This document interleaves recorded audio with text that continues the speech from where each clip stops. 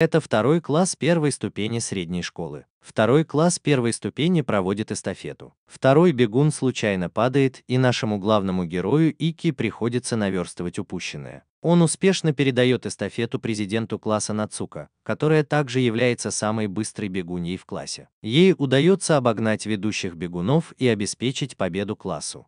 Несколькими днями ранее Аки только что перевелась в этот класс. Он сидит рядом с Нацуко, которая пытается подружиться с ним, но он постоянно избегает ее. Во время урока она показывает ему рисунок, но он разражается слезами. На перемене одноклассники подходят к нему, чтобы узнать, как у него дела, но он продолжает просить их оставить его в покое. Чем больше они пытаются наладить с ним контакт, тем больше он их отталкивает. Не в силах больше этого выносить, он выбегает из класса. Нацуко прогуливает урок и следует за ним, спрашивая, почему он ни с кем не хочет дружить. Он, должно быть, пережил что-то трудное, но он снова избегает ее вопроса. На следующий день класс выбирает участников для участия в эстафете. Нацуко по-прежнему приглашает его присоединиться к команде и хочет, чтобы он веселился вместе со всеми. Он немного колеблется, но в конце концов соглашается. Позже он узнает, что Нацуко веселая и общительная, несмотря на то, что потеряла родителей в результате несчастного случая. Он не понимает, почему потеря кого-то дорогого не сделала Нацуко такой же мрачной, как он сам. Затем он развлекается на спортивном фестивале и надеется, что все так и останется, и он снова сможет быть счастлив.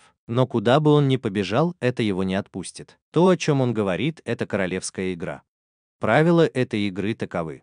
Таинственная фигура, известная как король, рассылает сообщения всему классу, отдавая случайным образом команды, которые должны выполнить определенные люди. Участие обязательно. У них есть 24 часа, чтобы выполнить команду. Неповиновение влечет за собой наказание, и выход из игры запрещен. На следующее утро Аки приходит в класс и обнаруживает, что все получили сообщение об игре. Они думают, что он стоит за этим, потому что ему нравится Нацуко, так как по команде они с Нацуко должны поцеловаться. Он видит их реакцию, как и в предыдущем классе, и никто не верит ему насчет королевской игры. Нацуко не беспокоит поцелуй, но он пытается объяснить, что будет больше команд, и они смогут преодолеть их, если будут сотрудничать. Но класс только высмеивает его.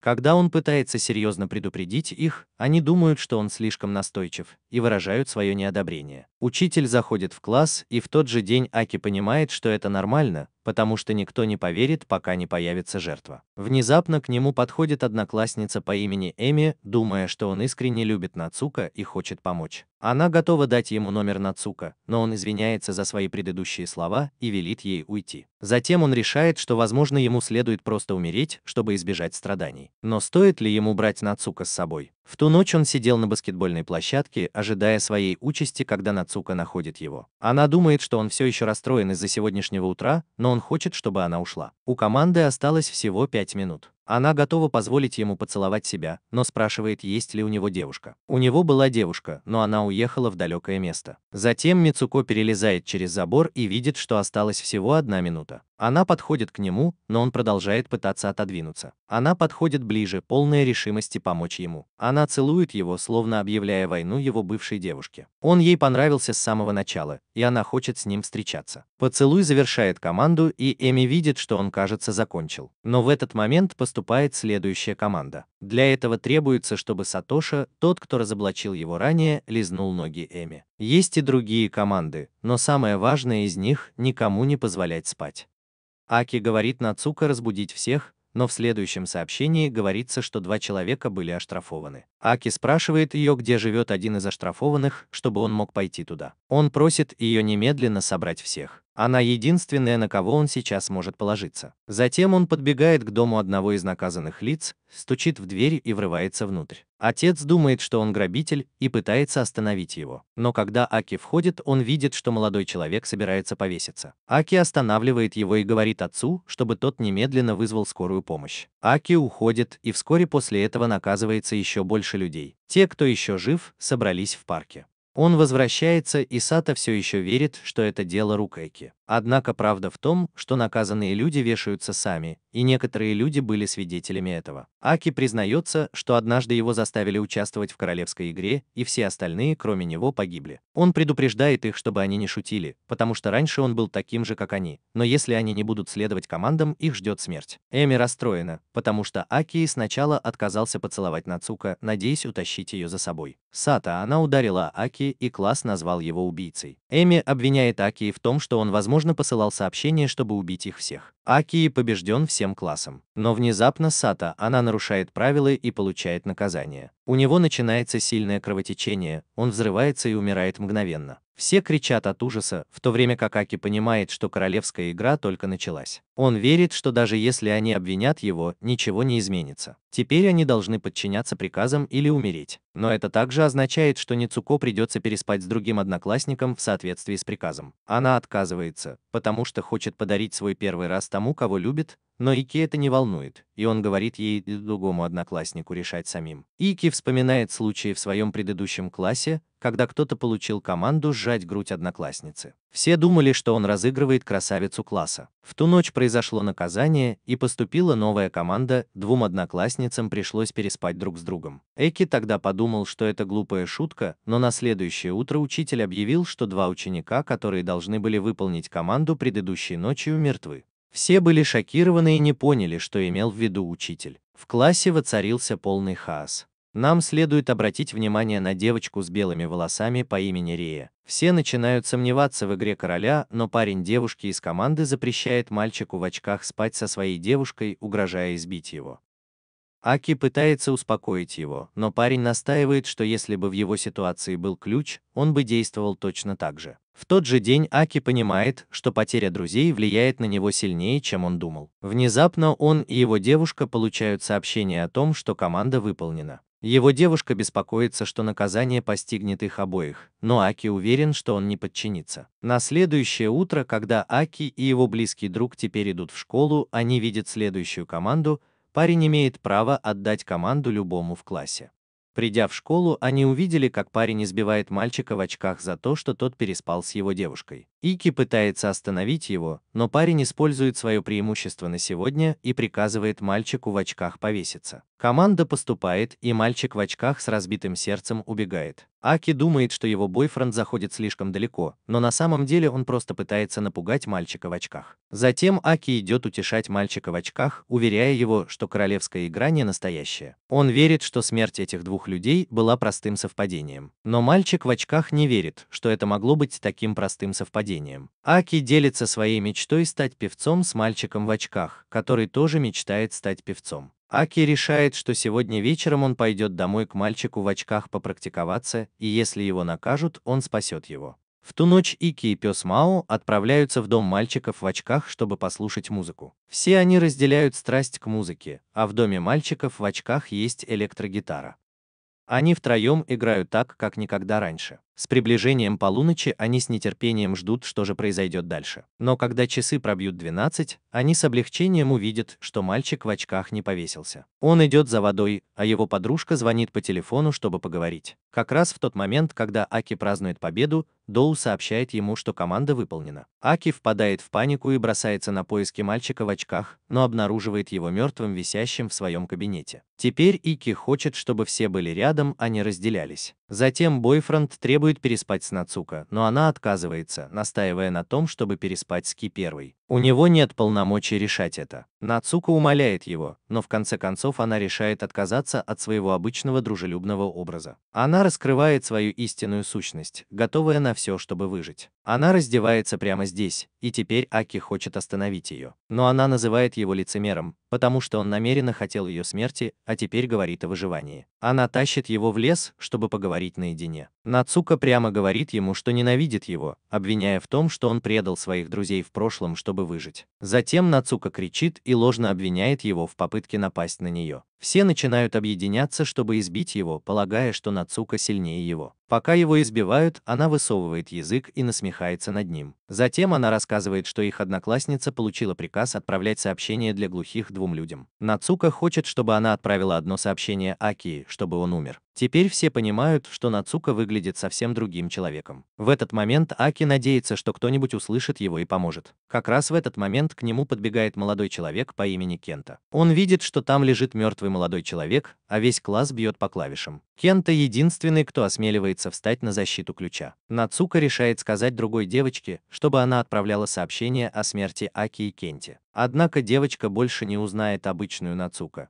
поэтому Аки просит ее отправить одно ему, а другое Нацука. Она не может заставить себя сделать это и в итоге выбрасывает телефон, беспокоясь о наказании, которое ей грозит. Но Кента планирует взять с собой ключ, и девочка тоже хочет пойти с ним. Мацуко тоже хочет пойти, но Кента дает ей пощечину. Затем Кента забирает ключ и уводит другую девочку. Девочка все еще боится, что умрет, но Кента получил привилегию отдавать любые приказы, поэтому он прикажет себе защитить ее. В противном случае он тоже умрет. Кента хочет знать, что случилось с Акои. Сааки рассказывает ему все. Давай начнем с самого начала. С тех пор, как он пришел сюда, королевская игра не прекращалась. Кента хочет услышать историю, поэтому Эки продолжает рассказ с того момента, как он надел очки смерти. Теперь Аки может подтвердить, что королевская игра реальна. В то утро была подана следующая заявка. Теперь за нее проголосует еще одна одноклассница, и тот, кто наберет меньше голосов, умрет. Аки решил не допустить смерти своего лучшего друга, поэтому он попросил свою девушку найти людей, которые могли бы проголосовать. На девушку, которая носила очки и спала с ним, оказывали давление как ключ, так и его друг. Однако Ики склонил голову, чтобы заступиться за своего лучшего друга, что побудило его девушку решить помочь ключу, как бы отплатить мальчику, который носил очки. Другая девочка не смогла смириться с собственной смертью и решила использовать презренные средства, чтобы получить голоса избирателей. Она использовала свое тело, чтобы соблазнять мальчиков в классе, но была обнаружена своим парнем. Затем парень извинился перед Ки за предыдущий инцидент. Но Аки не винил его. Он признал, что частично сам виноват в том, что не следил за тем, кто носит очки, до последней минуты. Теперь каждый их голос косвенно убьет одного человека, но и спасет другого. Парень не хотел оставаться в долгу перед ключом, поэтому он сказал ему, что девочка использовала свое тело, чтобы подкупить мальчиков в классе. Он пошел спросить молодого человека, которого подкупила девочка. Он, казалось, колебался, так что Аки все понял. Когда пришло время подсчитывать голоса, Аки зачитал каждый из них вслух, и голоса с обеих сторон, казалось, были очень близки. Девочка начала волноваться. До последнего голосования она брала на себя смелость прочитать его. Она была вне себя от радости, когда увидела свое имя. Но когда Ики прочитала его снова, ее имя было там только для того, чтобы извиниться,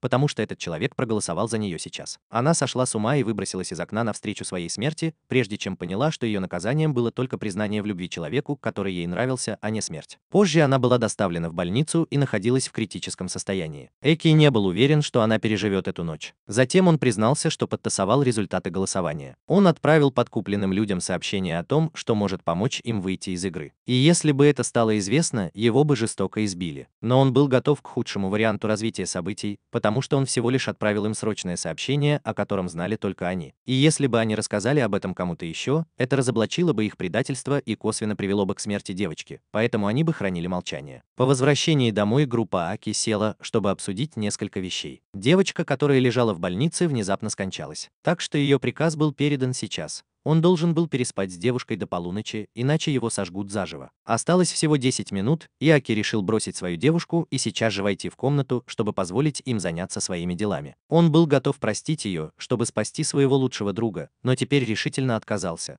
потому что не хотел предавать двух своих лучших друзей. Он скорее умрет, чем предаст они оба. Эки ворвался в комнату и вырубил его, чтобы его девушка могла занять его место. По прошествии 12 часов, так и не получив сообщения о наказании, мальчик и его девушка могли только обнимать друг друга и плакать. У обоих были разбиты сердца из-за решения, которое они только что приняли. Кента, услышав эту историю, не мог винить Ки, поскольку не каждый мог сделать то, что сделал он. Кента тоже хотел избить короля, считая его настоящим демоном. Тем временем Нацука собрала оставшихся игроков, чтобы они последовали за ней. Заметив, что Кента оставил свой телефон, она разработала план, как навредить ему. Позже Кента понял, что оставил свой телефон в парке и решил вернуться, чтобы забрать его, сказав Эки, чтобы он отправился в больницу 1 числа. Однако Эки хотел посетить место, где 30 лет назад в деревне впервые проводились королевские игры. Все жители деревни умерли, превратив ее в заброшенный район.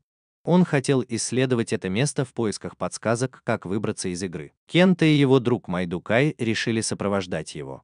На следующее утро они сели в поезд, и Аки спросил Майдукай, взяла ли она с собой свой старый телефон, так как они могли бы найти для нее новый. Хотя Нацука угрожала ей жизнью, если она сменит телефон, они решили не обращать на нее внимания. Они все еще понятия не имели о личности короля. Много лет назад Аки подозревал, что король — это кто-то из его класса. В то время одноклассница вызвалась потрогать каждого в классе, полагая, что если появится сообщение о завершении, она найдет короля. Хотя она и осознавала смертельный риск, если ее подозрения окажутся ложными, она все же решила поверить в Ники. Она не хотела умирать, но она была готова рискнуть, чтобы помочь Ключу и их друзьям закончить эту игру. Если бы этот метод сработал, она стала бы героем. У нее тоже были чувства к Ки, но она не хотела быть третьим лицом, вмешивающимся в его отношения, поэтому она решила поддержать его со спины всем, что у нее было. На следующее утро начался тест на определение личности короля. Все думали, что эта девочка была невероятно храброй, раз рисковала своей жизнью, чтобы найти короля. Они начали трогать каждого человека одного за другим, начиная с мальчиков. Однако ни один из них не был королем. Когда настала очередь девочки, Аки заметил девушку по имени Рая и подозвал ее. Она была наиболее вероятным кандидатом на роль короля, всегда загадочная и тихая. Но когда ее позвали, Рая шокирующе объявила себя королем. Все были ошеломлены ее словами, но она высокомерно бросила им вызов, позволив взглянуть правде в глаза.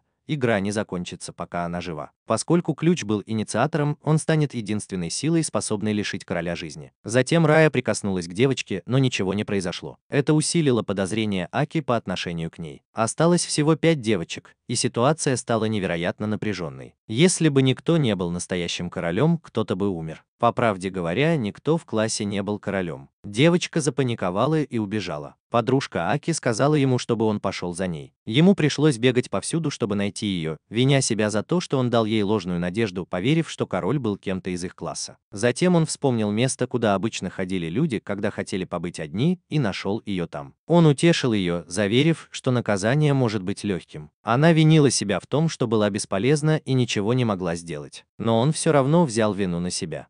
Она попросила Аки остаться с ней до полуночи. Он был рядом с ней в эти последние минуты, и она чувствовала себя довольной, просто находясь рядом с ним. Когда приблизилась полночь, она решила признаться в своих чувствах Ключу, пока не истекло время. Однако наказание наступило. К счастью, она не умерла, но ценой, которую ей пришлось заплатить, была жизнь в вечной темноте, другими словами, постоянная слепота. Внезапно Ключу был отправлен новый приказ, в котором говорилось, что он потеряет что-то важное. Девочка, узнав о его новом приказе, тайно позвонила своей девушке, чтобы спросить об этом. Когда Ики не смог найти девочку, он побежал искать ее, а теперь зовет на помощь папу. Внезапно девочка позвонила. Она узнала о приказе Ики и спросила его, нужна ли она ему.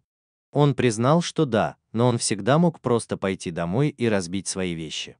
Однако она поняла, что быть слепой труднее, чем она думала, и она также хотела поскорее сбежать из королевской игры. Затем она побежала домой и разбила все, надеясь получить сообщение о завершении игры. Но его не было. Ему пришлось позвонить девушке и солгать, сказав, что он все закончил. Она только сказала, что не забудет время, проведенное вместе, и попрощается с ним. Затем он позвонил своей девушке, порвал с ней и убежал искать ту девушку. Но когда он добрался до пляжа, то нашел только ее телефон и признание в любви, которое она написала на песке. Ее унесло волнами. Он отчаянно искал ее, но в итоге уныло сидел на берегу. А потом появилась Рая. Она насмехалась над девочкой за то, что она была настолько глупа, что выбрала смерть, хотя наказанием за это была даже не смерть. Она пыталась спровоцировать его на убийство, все еще будучи убежденной, что она король. Он оттолкнул ее, заявив, что если бы она действительно была королем, он бы убил ее. Однако она ударила его электрошокером, заявив, что если бы она действительно была королем, то он бы уже давно ушел со своей слабой решимостью. Она поклялась победить короля, чего бы это ни стоило. Аки все еще цеплялась за надежду закончить игру без новых жертв. Тем временем одна из одноклассниц Аки, Дасуки, также начала расследование игры, пообещав не допустить, чтобы их подруга Каори погибла из-за этого. Переполненный горем из-за того, что его друзья продолжали умирать у него на глазах, Аки впал в отчаяние. Внезапно позвонил Дасуки и сообщил, что заметил странную особенность в каждом сообщении о наказании, отправляемом жертвам. Он попросил Ки переслать сообщение с телефона погибшей девушки для расследования вместе с просьбой разобраться с Рэй, поскольку она казалась подозрительной и осведомленной насчет игры. Дасуки рассказала, что раньше Рая была веселой и общительной, но после того, как ее биологический отец жестоко обращался с ней, она стала другим человеком. Затем он попросил Ключ присмотреть за Каори, если с ним что-нибудь случится. Настал новый день, и игра объявила, что никому не разрешается делать ничего бессмысленного в игре. Это зашифрованное сообщение привело к немедленному наказанию 3 человек. Аки позвонил мальчику в очках, который стал причиной смерти его друга, так как он тоже был наказан. Мальчик смог произнести только слово «блок», прежде чем задохнуться насмерть. Аки и теперь Доу поняли, что некоторые мальчики в классе сговорились заблокировать номер короля, чтобы избежать получения приказов,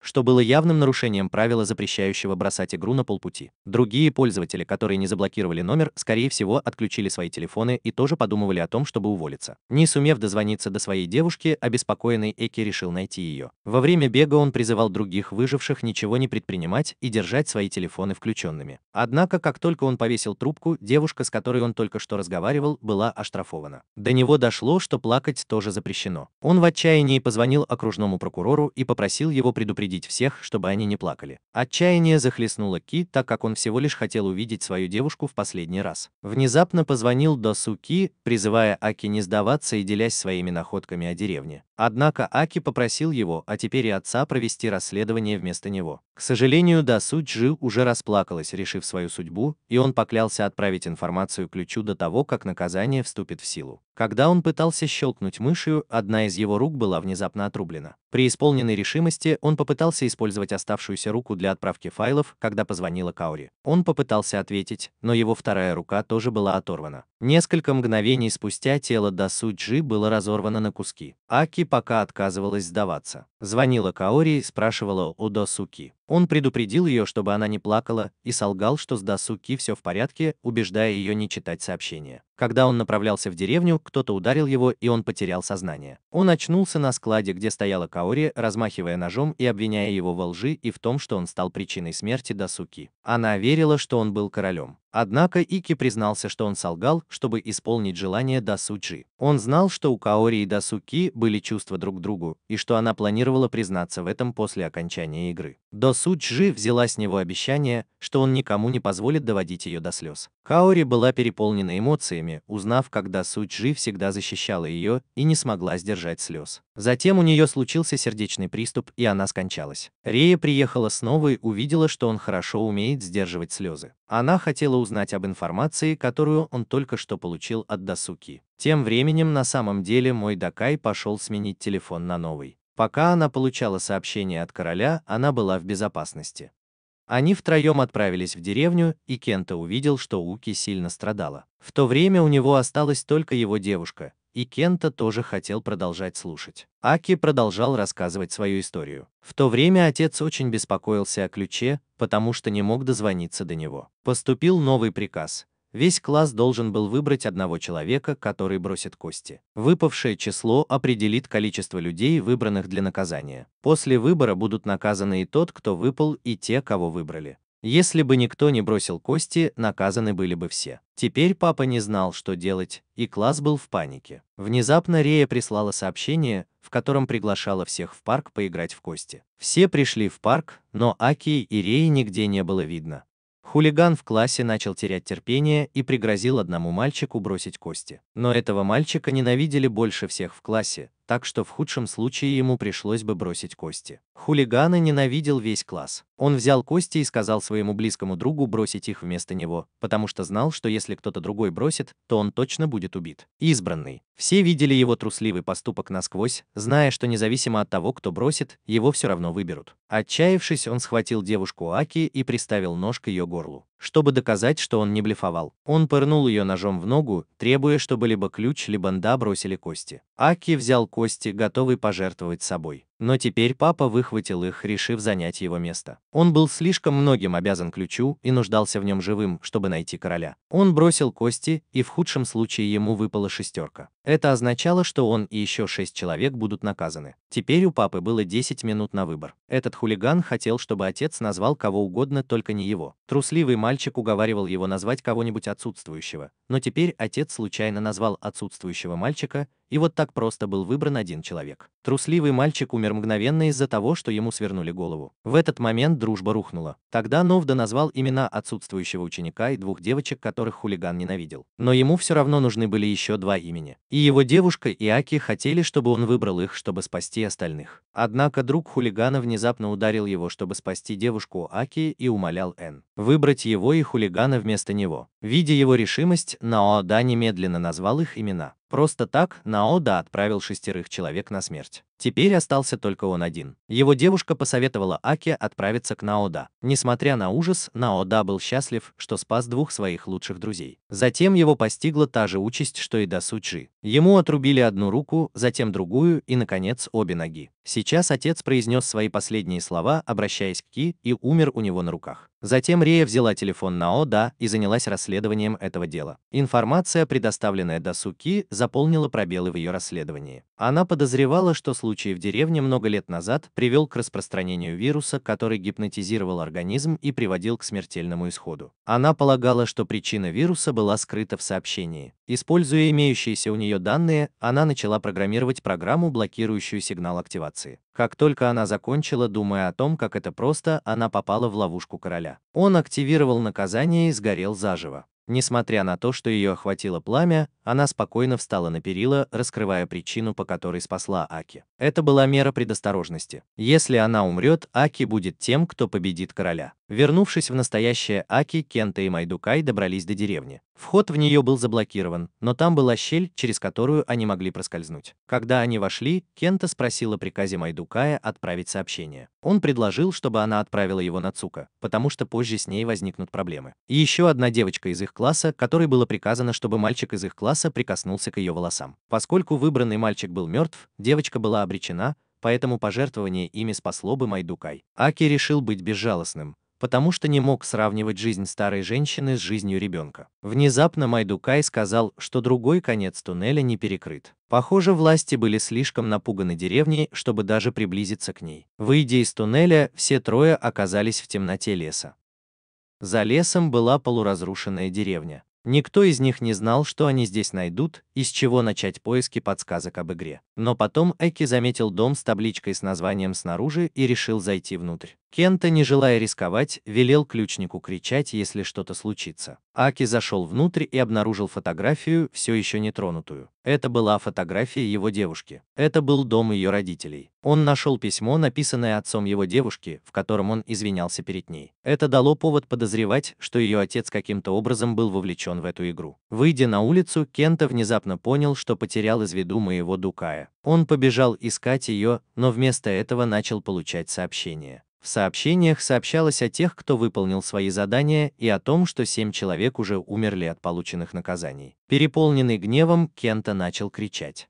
Как раз в этот момент снова появился Майдукай. Она сказала, что пришла только попрощаться. Айки, услышав шум, выбежала на улицу, чтобы найти Кенту и Майдукай. Он заметил тропинку, ведущую к деревенскому кладбищу. Там он наткнулся на записную книжку. Когда он листал ее, из нее выскользнула фотография. Посветив фонариком в том направлении, куда упала фотография, он обнаружил высохший труп. Взглянув на фотографию, он понял, что это был молодой человек, очень похожий на отца его девушки. Он все еще не мог понять, за что этот человек хотел извиниться перед своей дочерью. Аки предположил, что он чувствовал себя виноватым из-за того, что каким-то образом вовлек свою дочь в игру. Однако затем он вспомнил, что у этого человека было две дочери, одной из которых была Нацука. До него дошло, что он никогда не связывал фамилию Нацука со своими подругами. Теперь он заподозрил, что Нацука, возможно, уже участвовала в королевской игре раньше. Когда он вернулся к Кенте и Майдукай, между ними возникли чувства. Она решила отправить сообщение самой себе, а еще одно Нацука,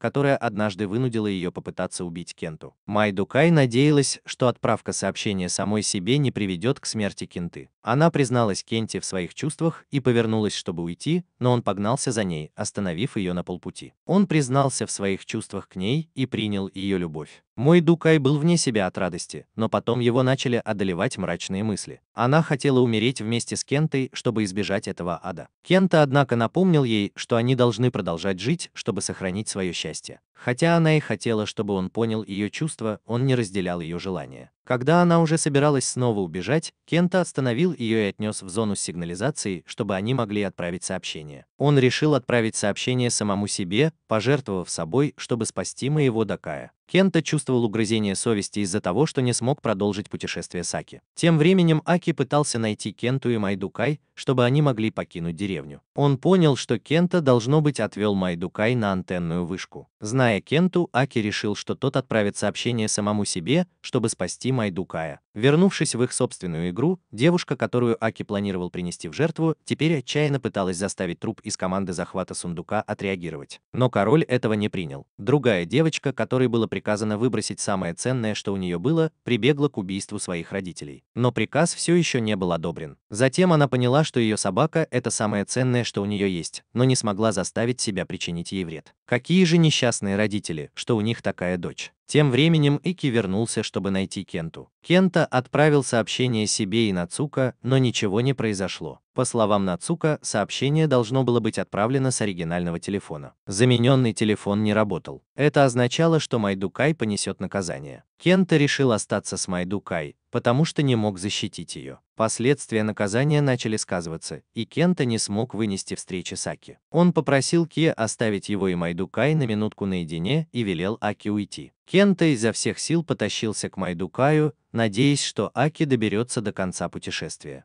Он сожалел, что не смог быть там вместе с Аки. Он извинился перед Майдукаем за то, что нарушил свое обещание. Майдукай пришла в сознание, и боль от наказания пронзила ее насквозь. Она потянулась к Кенте, но они оба скончались прежде, чем их руки смогли соприкоснуться. Затем Аки вернулся и помог им обоим быть вместе. Внезапно ему позвонила Ницуко, которая ехала верхом на лошади по приказу короля и намеренно позвонила, чтобы спровоцировать Аки. Он собирался спросить ее о чем-то, но его прервали. Она начала высмеивать Кенту как безмозглого человека, который наверняка умрет, если Миюки сменит телефон, но все равно рисковал своей жизнью только для того, чтобы потерять все. Но она предположила, что Кента все равно был счастлив, умирая рядом со своим любимым человеком. Он был очень зол, но не мог действовать опрометчиво, потому что она держала его телефон. Молодой человек по имени Тёру, который только что переспал с Нацука, понял, какая она злая. Он знал, что Нацука намеревалась убить Ики и всех остальных, поэтому он планировал остановить ее. Но она обнаружила это и пришла постучать в дверь. Тёру попытался что-то быстро сделать, но Нацука уже выхватила у него телефон. Эми, прятавшаяся снаружи, все слышала, но предпочла промолчать.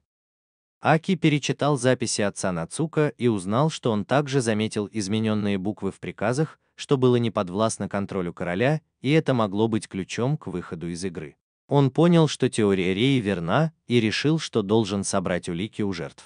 Внезапно ему позвонила одноклассница по имени Риона, сказала, что у нее есть для него полезная информация, и попросила приехать к ней домой. Он сказал, что приедет к полудню, так что ей пришлось подождать. В полдень, когда он подъехал к дому Рионы, она пожаловалась, что он заставил ее ждать слишком долго. Затем она попросила ключ следовать за ней, потому что вход в дом мог быть неправильно понят ее родителями. Они отправились в парк, и Риона рассказала, что у нее есть улики, полученные в ходе расследования. Она знала, что Нацука ранее участвовала в королевской игре. Она также расследовала некоторые вещи, связанные с Реей. Аки был шокирован, услышав имя Реи, и спросил, что ей известно о ней, но ему пришлось извиниться за то, что он был слишком взволнован. Она выяснила, что Рея оставляла сообщения о персонажах, отправленные жертвам. Нацука, похоже, знала об этом, поэтому прошлой ночью она проверила устройство тех, кто умер. Риона тоже была немного подозрительной, поэтому она делала заметки. У Аки также были записи отца Нацука, и она поняла, что все эти мутировавшие персонажи были одинаковыми, так что предыдущие записи могли бы помочь в этот раз. Он был счастлив, что жертвы его друга не были напрасными. Внезапно Нацука пришла, чтобы найти его и Риону. Они не знали, зачем она пришла, но Ики хотела спросить ее о чем-то личном. Он спросил о ее предыдущем участии в игре, так что, несомненно, она убила самого важного для нее человека. Затем он упомянул, что знает, кто она такая, и что она старшая сестра его девушки. Она поняла, что он пытался использовать это, чтобы заставить ее сопереживать ему, но это не сработало. Она хотела, чтобы он отправился на место сбора, потому что на этот раз приказ позволил бы ей убить его. Правила этой игры заключались в том, что все ученики должны были рассаживаться по порядку. Им нужно было сломать или порезать свои пальцы, чтобы обозначить точки. Количество пальцев для обозначения точек было необязательным. Каждый палец правой руки добавлял бы 1 очко, пальцы левой руки отнимали бы очки, и точки могли бы быть назначены нескольким людям. В конце концов, тот, у кого были отрицательные баллы, был бы наказан. Возможно, это будет трудно понять, так что давай посмотрим на это на практике. Аки и Риона были доставлены на место сбора. Аки был рад, что с Тёру все в порядке. Тёру хотел что-то сказать Аки, но решил этого не делать. Эки все еще не знал правил, так что Рионе пришлось показать ему. Нацука просто объяснила, что если она сломает палец на левой руке и поставит ему минус, то ему придется сломать палец правой руки, чтобы его баллы были равны нулю. Все почувствовали боль, просто услышав это. Аки заметил, что в живых осталось 11 человек. И если расставить все по порядку, то Эми, лучшая подруга Нацука, будет последней. Даже если первые 10 человек сохранят свои баллы равными нулю. Если Эми сломает палец, чтобы обозначить кого-то, кто-то определенно умрет. Тёру встал и попросил всех помириться. Но Нацука это не понравилось. Она сказала Тёру выполнять ее приказы, иначе он столкнется с последствиями. Поскольку телефон Тёру все еще был у Нацука, он не смог устоять. Молодой человек Рио, сидевший рядом с ним, понял его чувства и решил довериться им, потому что они решили пропустить свою очередь. Аки решил довериться им, и они с еще одним человеком пропустили свои очереди. Рио хотел, чтобы Аки доверял им независимо от того, что должно было произойти, и воздерживался от комментариев. Еще 2 человека пропустили свою очередь. Нацука теперь чувствовала себя неловко, потому что класс казался подозрительно мирным. Рио тоже прогуливал занятия, и осталось всего 6 человек. Затем настала очередь Тёру. Он попросил ключ об одолжении, он хотел причесать Катаки. Нацука не поняла, что Тёру пытался сделать, и ключ тоже не понял. Но Тёру сказал, что объяснит позже. Тёру мечтал стать парикмахером и строил планы на будущее после окончания школы. Нацука теряла терпение, в то время как Аки надеялся, что Тёру сможет жить и осуществить свою мечту. Сразу после того, как он закончил стричься, Тёру спросил Тики, нравится ли ему прическа. Когда он услышал ответ «да», он сломал себе один из пальцев правой руки. Он сделал это, потому что заранее обсудил это с классом. Он хотел вернуть свой телефон, показав Нацука, что она не может никому угрожать. Как только он закончил говорить, он оттолкнул Ики в сторону и поднял камень, чтобы пожертвовать своей левой рукой и отнять у Нацука 5 очков. Он разбил себе левую руку и потребовал, чтобы Нацука вернула телефон его Анеки, иначе эти 5 баллов достанутся прямо ей. Если она не подчинится, ей придется сломать 5 пальцев, чтобы компенсировать эти баллы. Нацука не ожидала такого шага, и Тёру хотел, чтобы она приняла решение быстро. Если бы она согласилась, Тёру разбил бы себе правую руку, чтобы уравновесить свои собственные очки, так как его мечта в любом случае считалась утраченной. Нацука неохотно пошла на компромисс и вернула телефоны, но Тёру все равно решила преподать ей урок. Он поставил положительные баллы Аки, 4 отрицательных Нацука, а оставшийся отрицательный балл Эми. Он никогда не соглашался не ставить ей баллы, когда забирал телефон. Она сама пришла к такому выводу. Теперь после Нацука осталось 4 человека. Если бы ей удалось убедить их пожертвовать по одному пальцу, она была бы в безопасности. Это при условии, что все пожертвуют ради ключа, как это сделала Тёру. У меня больше нет слов, чтобы описать героизм Тёру. Друг мой, ты заслужил уважение всех нас. Мацуко была слишком напугана, чтобы сломать себе пальцы, поэтому она сбежала. Тёру высмеял ее за эту трусость. Причина, по которой он дал 1 очко Эми, заключалась в том, что Эми сама попросила об этом. Тёру хотел посмотреть, к чему это приведет. Он верил, что кости срастутся, и теперь им нужен был Тёру, чтобы выжить, потому что он был надежным лидером. Тогда 3 человека подряд сбежали, оставив только Эми. Нацука умоляла Эми сломать ей правую руку, но Эми колебалась, и Нацука решила сделать это сама. Изначально Эми сказала Тару поставить ей 1 отрицательный балл, чтобы посмотреть, согласится ли Нацука пожертвовать пальцем, чтобы спасти ее. Если так, то она была готова пожертвовать 4 пальцами, чтобы спасти Нацука. Но в конце концов Нацука не думала ни о ком, кроме себя. Затем Нацука несколько раз ударила Эми камнем по руке. Аки пришлось броситься вперед, чтобы оттолкнуть ее. Нацука думала, что она доводит Эми до предела, полагая, что, находясь на грани отчаяния, Эми не сможет принимать рациональные решения, и тогда она сможет легко манипулировать ею. Эми. Затем она сказала Эми, что может спасти ее. Эми вспомнила их прошлые обещания друг другу, и все же решила броситься вперед, оттолкнуть Эки, чтобы спасти Нацука. Эки не могла понять, почему Эми все же решила спасти ее, став свидетельницей того, что только что произошло. Эми просто подумала, что Нацука напугана, поэтому она действовала импульсивно. Совершенно очевидно, что всего за одну игру появились 2 совершенно противоположных человека. Эми считала, что Нацука просто слишком отчаялась, поэтому она так и поступила. Эми сохранила 4 положительных балла для Нацука, но та внезапно схватила Эми за руку и сломала последний палец, чтобы забрать оставшийся положительный балл и добавить его себе. На этом игра официально закончилась. Теперь я понимаю, почему сообщество, смотревшее этот фильм, больше всего проклинало Эми, а не Нацука. В ту ночь они отправились в больницу. Эми лечили, и Аки обвинил Нацука в том, что она не изменилась после этого инцидента. Но она думала, что даже если бы она изменилась, это не имело бы значения, и, конечно же, игра, которую она пережила, отличалась от его игры. Тёру вернулся и сказал, что его левая рука теперь считается потерянной, но он не жалеет об этом. Ему нужен был ключ, чтобы остаться в живых и осуществить свою мечту, остановить эту игру. Он бы нашел способ осуществить свою собственную мечту и снова подстричься ради ключа. Затем Тёру спросил, где сейчас Рэ, и узнал, что он покупает шляпу для Тёру. Именно Рэ больше всего хотел, чтобы Тёру стал парикмахером. Затем они оба вернулись в класс.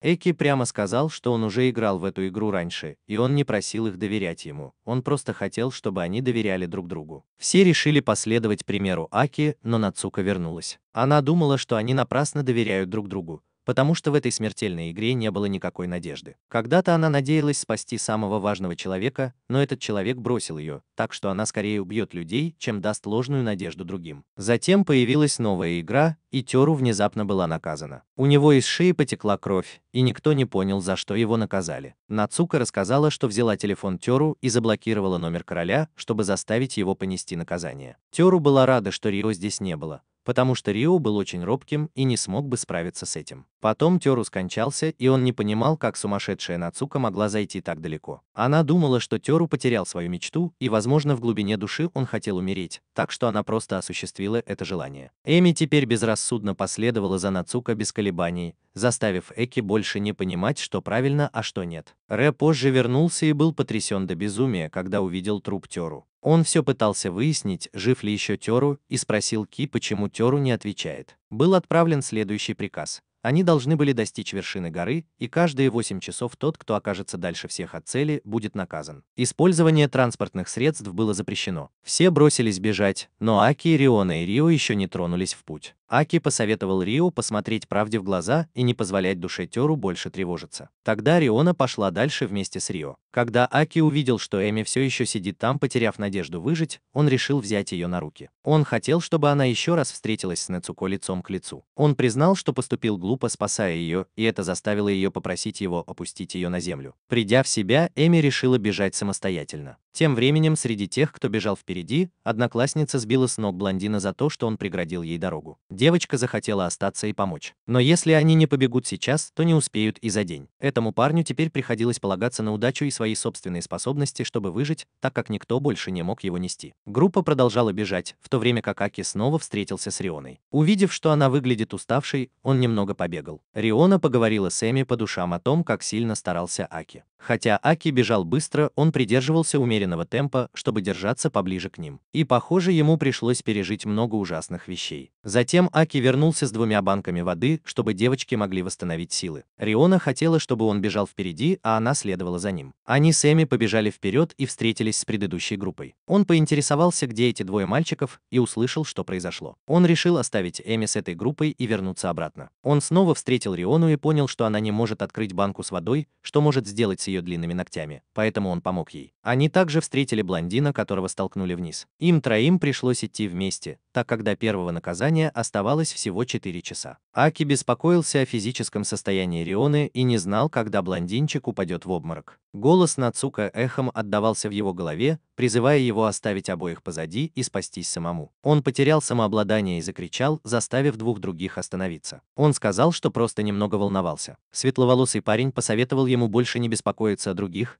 но он все равно позвонил группе Рио, чтобы пожелать им удачи. Группа Аки теперь осталась довольно далеко позади, и 2 других подумали, что Аки должен бежать впереди, потому что если он останется с ними, он не сможет завершить начатое. Это приказ. Они втроем присели отдохнуть, и Аки увидел изображение своей девушки и потянулся к ней. Но он принял Риону за свою девушку и был отруган. Светловолосый парень внезапно потерял сознание и упал, поэтому Аки спрыгнул вниз, чтобы спасти его. Он попытался поднять парня, но его затягивало все глубже, так что Аки больше не мог его спасти. Затем он потерял волю, но перед ним возник образ Кенты, который подбодрил его. Миюки тоже подбадривала его. Тёру пнул его ногой, а его девушка протянула руку, чтобы вытащить его из воды. Он снова встретил Риону, и она так волновалась за него, что плакала. Затем он подплыл к берегу, и Риона обняла его. Она сказала, что это было просто для того, чтобы согреть его. Она хотела, чтобы он был сильным и продолжал бегать. Затем они продолжили свое путешествие, и им предстояло пройти еще 4 острова, прежде чем они достигнут цели. Если бы светловолосый парень не был наказан, то они с Рионой были бы наказаны. Затем он подождал, пока не подошло время наказания, и сказал Рионе идти вперед, пока он завязывал шнурки на ботинках, но она осталась ждать его, и пришло сообщение о наказании. Риона понимала, что он сделал это намеренно, но он просто не хотел, чтобы еще больше друзей погибло. Однако, к счастью для него на этот раз, блондин все равно был засчитан и умер в первом раунде. Риона подошла и влепила ему пощечину за то, что он снова выкинул этот глупый трюк. Он притворился, что знает, что в игре будет засчитан блондинистый парень. Значит, то, что он только что сделал, это просто завязал шнурки на ботинках и попросил ее продолжать. Хотя Риона была очень зла на ключ, ей пришлось отпустить его. В то время как группа Эми все еще бежала впереди, пара Аки и Риона бежали и веселились позади. Но всего через несколько минут последует следующее наказание. Аки понимал это и хотел, чтобы Риона приняла решение, потому что сейчас ни один из них никого не обогнал, так что наказание понесет один из них. Он знал, что Риона будет возражать, если он добровольно примет наказание, поэтому он выбрал камень-ножницы-бумага, чтобы если он проиграет, она не смогла бы жалуйся. Он выиграл игру, и Риона решила, что она примет наказание. Но он утверждал, что победитель должен иметь право выбора, поэтому он бежал сзади, но она ударила его ногой в пах и побежала вперед. Затем она споткнулась от усталости и спросила о его бывшей девушке. Она хотела знать, какой человек ему нравится. Потому что она тоже хотела быть его девушкой. Она хотела, чтобы он остался с ней подольше, и извинилась за то, что сдерживала его. Но он воспользовался шансом и побежал вперед. Рио теперь плакал, потому что наказанием была Эми. Эми убежала назад и избежала пути, по которому должны были пойти Аки и Риона. Аки просветил ее, и она решила использовать свою жизнь в обмен на его жизнь. В глубине души Эми все еще надеялась, что Нацука изменится, а потом последовало наказание. Затем Аки вернулся к Рионе. Он сказал ей, что Эми умерла, и подумал, что Риона снова ударит его, но нет. Она просто держала его за руку и плакала. Этот образ напомнил ему о его бывшей девушке. Так вот, во время бега Аки спросил ее, хочет ли она послушать окончание предыдущей игры или нет. Затем он рассказал историю после игры в кости и смерти Реи. Когда прошло 12 часов, был отдан окончательный приказ. Либо он, либо его девушка должны были убить человека, которого они любили больше всего на свете,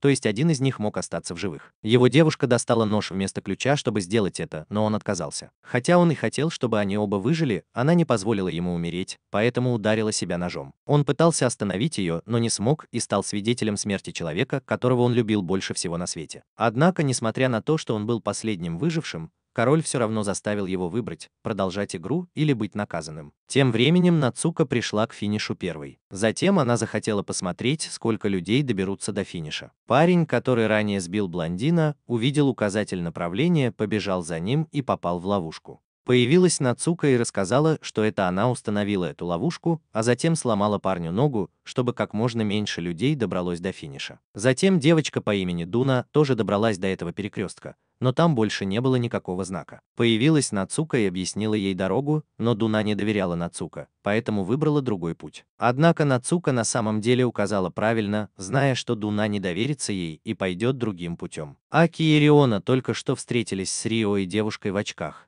Они сказали, что остальные ушли вперед. Девочка в желтом по имени Рена тоже бежала без конца, не находя дороги, и встретила парня со сломанной ногой. Он умолял Рену о помощи, но она отказалась, желая, чтобы он понял, через что пришлось пройти светловолосому парню. Затем она убежала и снова встретила Дуну. Поскольку Дуна не доверяла и теперь не могла найти дорогу, она решила попробовать следовать указаниям Ницуко. Дуна внезапно поскользнулась и чуть не упала с горы. Рина увидела это, но не захотела помочь, опасаясь, что ее тоже утащит вниз. Затем Рина добралась до финиша и снова встретила Нацука, но Нацука не хотела, чтобы кто-то кроме нее выжил, поэтому она начала играть с Риной в интеллектуальные игры. Рина начала видеть образы людей, которых она оставила позади, преследующие ее. Она на мгновение отступила назад, а затем поскользнулась и упала с горы. Группа Аки услышала крики о помощи и быстро побежала на разведку. Однако, когда у них оставалась всего 1 минута, Нацука встала у них на пути. Аки врезался прямо в нее, позволив Рионе и Рио прийти к финишу первыми. Оба успели вовремя, и Аки с девушкой в очках тоже успели как раз вовремя. Рио проверил и обнаружил, что до финиша добрались только 5 человек. 3 человека, которые должны были опередить их, погибли. Он знал, что за всем этим стоит Нацука. Внезапно Рэ ударил его по голове и вырубил, потому что сегодня было приказано отрезать конечности и голову, чтобы сделать человеческую фигуру. Рэ хотел пожертвовать собой, чтобы помочь Аки. К актеру помог ему, и ему пришлось вырубить Ки, чтобы он не мог вмешаться. Нацука нашла для него бензопилу, и он начал резать себе ногу, но застрял, поэтому Нацука толкнула его вниз. Однако Рэ умер на месте от сильной боли.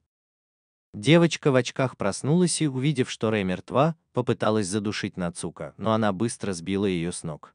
Затем она планировала уничтожить Риону. Риона позвала на помощь ключ, и он пришел в сознание. Она сообщила ему о приказе и не могла понять, почему Рио последовал этому ужасному приказу. Риона объяснила, что Рио отчаянно хотел стать сильным, но не до конца. Рио уже продемонстрировал огромную силу, добравшись так далеко, несмотря на свой маленький рост, его настойчивость была достойна восхищения, и он даже подбадривал всех на этом пути. Заказ на создание человеческой фигуры теперь можно было выполнить, поскольку требовалась смерть только одного человека. Айки все еще хотел сотрудничать с Нацука, чтобы преодолеть эту игру. Риона показала Нацука подсказки из писем. Нацука заметила нечто подобное в своей старой школе, и у нее были свои собственные подсказки. Но она собрала эту информацию, чтобы помочь себе выжить, никогда не намереваясь преодолеть игру или победить короля. Затем они попытались сложить буквы вместе и поняли, что игра будет продолжаться до тех пор, пока есть выжившие, и только когда все умрут, игра закончится. Эки понял, что им никогда не суждено было выжить. Но Нацука не понравилось это откровение, она заботилась только о своем собственном выживании, независимо от того, продолжится игра или нет. Если бы все должны были умереть, она решила, что Аки уйдет первым. Затем она схватила Аки. Риона попыталась помочь, но ее отшвырнули в сторону. Нацука пыталась задушить его, но он оттолкнул ее ногой. Однако она снова набросилась на него и душила до тех пор, пока у него изо рта не пошла пена. Риона схватила пилу и бросилась, чтобы заколоть ее насмерть. Риона заявила, что Ики принадлежит ей, и никто не должен причинять ему вреда. Она хотела, чтобы он сосредоточился на ней, потому что именно благодаря ему она жила до сих пор. Но каким-то образом Нацука все еще была жива. Она бросилась к нему с пилой и перерезала шею Аки, чтобы утащить его за собой. Она призналась, что ей тоже очень нравился Акаи, но она скорее умрет вместе с ним, чем позволит кому-то другому сделать это позже. Риона все еще хотела найти способ остановить кровотечение, чтобы спасти ключ, но было уже слишком поздно. Он надеялся, что после этого она будет жить хорошо, и скончался. Однако, пока Ки и его друзья были на пути к загробной жизни, в реальном мире Риона вытащила его тело на пляж. Она знала, что это было ее эгоистичное желание, но это было лучше, чем продолжать жить в одиночестве. Она поцеловала ключ, а затем унесла его тело в море, чтобы уйти с ним. Таким образом, королевская игра закончилась. Но нет, в какой-то школе игра началась снова.